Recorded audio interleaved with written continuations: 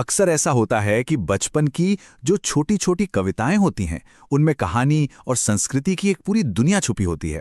तो आज हम ऐसी ही एक बहुत प्यारी सी हिंदी बालगीत की गहराइयों में उतरेंगे। ये जो लाइन है ना, मदारी आया, सच पूछिए तो यही इस कविता की जान है।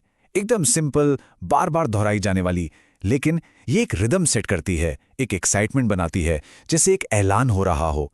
सुनने वाले को सीधा उस सीन में खींच लेती है, मानो मदारी सच में हमारे सामने आ गया हो। तो चलिए सबसे पहले इसी बात को समझते हैं कि आखिर ये कविता सिर्फ चंद शब्दों के दोहराव से एक आगमन की और सबके उत्साह की भावना कैसे जगाती है। ये जो आया शब्द बार बार आ रहा है, इसको एक ढोल की थाप की तरह सोचिए। एक ऐलान हो रहा है, और ये कोई नई चीज नहीं है। दुनिया भर में, कहानियों में, परफॉर्मेंस में भीड़ इकट्ठा करने और एक एनर्जी, एक माहौल बनाने के लिए इसी तकनीक का इस्तेमाल होता है। आने वाले कार्यक्रम के लिए मंच तैयार हो रहा है। तो सवाल ये उठता है कि आखिर ये है कौन जिसका इतने जोर शोर से इंतजार हो रहा है। चलिए मिलते हैं इस कहानी के मुख्य पात्र से, यानी मदारी से। देखिए, मदारी का मतलब सिर्फ कोई जादूगर नहीं होता। वो एक पारंपरिक भारतीय कलाकार है, एक एंटरटेनर जो गांव-गांव, मोहल्ले-मोहल्ले घूमकर लोगों का मनोरंजन करता है। आप कह सकते हैं कि वो एक चलता फिरता एंटरटेनमेंट पैकेज था जो अपने साथ अक्सर जानवर भिलाया करता था।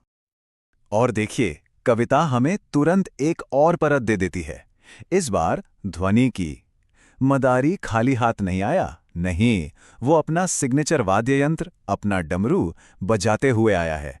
अब सोचिए, इससे पूरा दृश्य कितना जिंदा हो उठता है। डमरू ये सिर्फ एक छोटा सा ढोल नहीं है, इसकी जो आवाज है ना, वो एकदम अलग है, तुरंत ध्यान खींचती है। पारंपरिक रूप से इसकी आवाज का मतलब ही यही था कि भाई परफॉर्मेंस शुरू होने वाली है, इसलिए ये एक बहुत महत्वपूर्ण सांस्कृतिक प्रतीक भी है। तो अब हमें पता चलता है कि मदारी आया क्यों है। नए खेल दिखाने आया, ये पंक्ति उसका उद्देश्य साफ कर देती है। ये दर्शकों से एक तरह का वादा है कि तैयार हो जाओ, कुछ नया, कुछ रोमांचक देखने को मिलेगा, ऐसा कुछ जो पहले नहीं देखा होगा। लेकिन मदारी अकेला नहीं है, और ये नए खेल आखिर हैं क्या? यहां कहानी में एक ट्विस्ट आता है, एक सरप्राइज एंट्री होने वाली है, एक सह कलाकार की। और ये रहा वो बड़ा खुलासा, अपने साथ भालू लाया। भालू वही है मुख्य आकर्षण, वही है मदारी का नया खेल। ये पंक्ति ही इस कविता का, इस कहानी का पूरा केंद्र बिंदु है।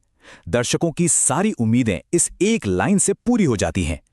और देखिए, कविता कितनी तेजी से भालू का उद्देश्य भी बता देती है। एक छोटी सी कहानी बन जाती है। स्टेप 1, भालू का तमाशा, यानी एक स्पेक्टिकल। स्टेप 2, नाच नचाने, यानी एक्शन। और स्टेप 3, जो सबसे जरूरी है, हर किसी को हंसाने, यानी अंतिम उद्देश्य। तो चलिए अब इस कविता के भावनात्मक केंद्र की तरफ चलते हैं, उस हिस्से की तरफ जो इस पूरे शो के साझा अनुभव के बारे में है। ये पंक्ति, हर किसी को हंसाने आया, यही इस पूरी कविता का भावनात्मक सार है। यहां इस शब्द पर गौर कीजिए, हर किसी को। ये नहीं कहा कि बच्चों को या कुछ लोगों को, नहीं, हर किसी को।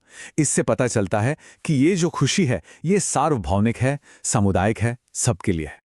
तो मतलब सोचिए, एक कलाकार है, डमरू है, भालू है, इतना सब कुछ है, लेकिन कविता इन सब चीजों को लाकर एक जगह जोड़ देती है, एक सरल, शक्तिशाली मानवीय भावना पर, हंसी।